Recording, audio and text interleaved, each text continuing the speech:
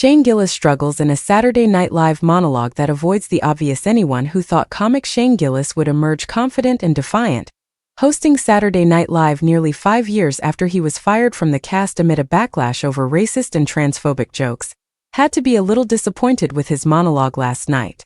Gillis didn't spend much time joking about the controversy or the rise in his comedy career that led him to return to the show. "Don't look that up," he cracked seconds after walking on stage to greet the audience. "If you don't know who I am, please don't Google that." There wouldn't be any gloating or in-your-face jokes. Instead, Gillis moved on quickly, turning in an uneasy opening monologue punctuated with slight stabs at being naughty. He joked that every little boy is just their mom's gay best friend, and offered a bit about how people with Down syndrome, including relatives, are some of the happiest people he knows. As the monologue wore on, Gillis seemed increasingly uncomfortable, even for a comic whose onstage persona is a slightly awkward sort of doofus.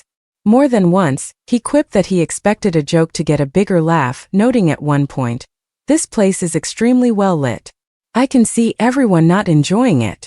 Laughter in the room where SNL broadcasts from sometimes sounds louder to viewers at home than to the performers on stage.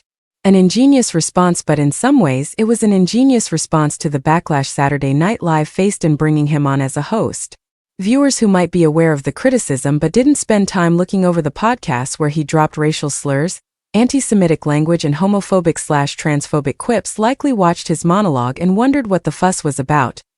Gillis may be attempting something that's increasingly tough to do in a media world where every podcast and stand-up gig is recorded and uploaded somewhere, talking to his core audience in a way that is more explicit and button-pushing than the comedy he offers for a more general audience like his Netflix special or Saturday Night Live.